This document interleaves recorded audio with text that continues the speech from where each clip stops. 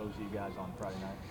Well, they're very athletic. You know, they know how to avoid blocks and do a good job of block destruction. So we got to do a good job of being in balance. They're going to move a bunch, twist a bunch. They've showcased it all. So we just got to be ready to be able to play on our feet, play with balance, and have eye discipline.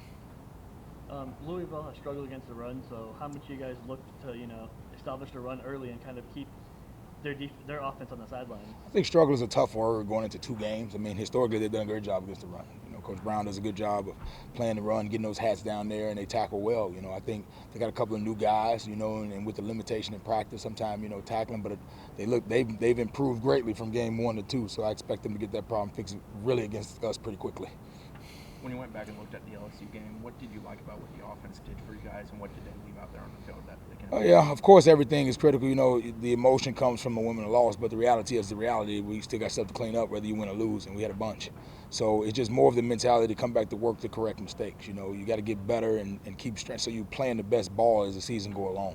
So that's the goal, just to get the corrections and play your best ball as we progress through the season and become a more experienced group. But what I did like was the fight. You know, I've been on that sideline a couple of times and seen those eyes not look the way they need to look in those kind of games. And I thought, the eyes looked like they needed to look for us to go out there and keep swinging. So, if we would win in overtime, same deal. Like I thought our guys were locked in and ready to do whatever we had to do.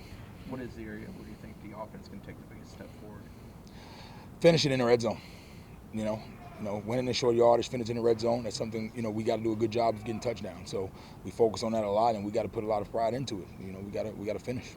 You played 5 offensive linemen. How big was that to, get 5 people out there and, get them the entire game? Yeah, we played with 5, which was a treat, but we also got to be ready to play with however many we need to play with. If I had it that way, it'd be a lot easier, but I got to be prepared to go. Whatever challenges come, I got to be ready.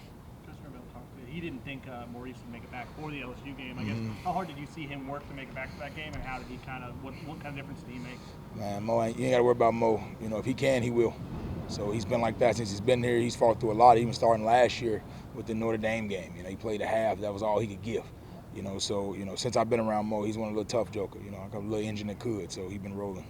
How have you seen Jordan's confidence grow, and how does that show up on the field? I mean, just being comfortable, man. He's been in the same offense for 3 years, So and now it becomes not a offense, but his offense. It's built to fit him. And he's done a great job of showcasing his ability, which we all knew he had. So you saw the confidence coming in the offseason with the staff talking about Jordan. I'm just glad he gets to showcase himself.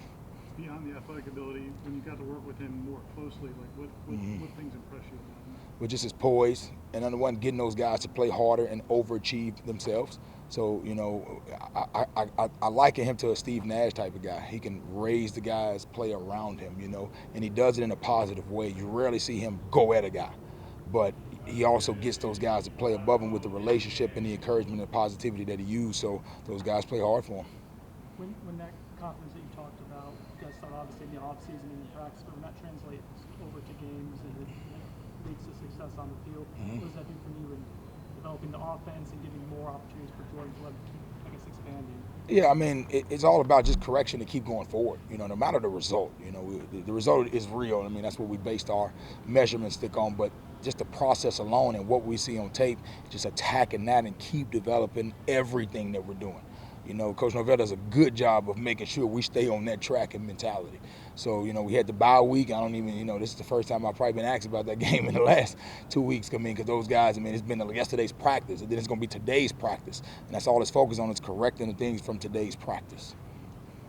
It seemed like LSU threw a lot at you guys. Yeah, that's normal. Defense now has become, movement twist, kind of all, it's just a normal deal.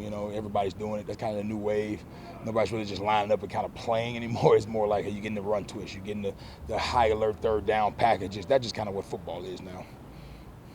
What does Jazz give you guys at right tackle? How big is it just having his versatility with the play? Just experience. He played guard in the first game, then he played tackle for us that game. That's usually not what I ideally want with a guy that's just coming to the program. I'd rather keep him in one spot, but with his experience. And I give Jazz a shout out. He played, JUCO, played at South Carolina. He's here, and in each place he's been able to kind of showcase himself. What I'm challenging him is, can he be consistent? Because he's always shown flashes, but now can he put it together for the whole time and keep that mental focus? So that book is yet to be written. We'll see. Even even though you guys didn't have a lot of success running the ball with the backs against LSU, Mm-hmm. that kind of be a positive, the fact that you're still able to sustain drives and move the ball. Yeah, I mean, we always want to establish the run. It's our identity. We got 3 good backs, and we came in and watched the tape and saw why that was the case, and the things we can control, we need to do a better job of. Whether it be because, I tell you, there's plays when every O-lineman can block a person and everybody gets a plus, but we didn't get any yards. At the end of the day, we got to make holes. So just because you're on the right person, you have to be able to move that other person. So that's a challenge going into it is, okay, we're on the right people, now what?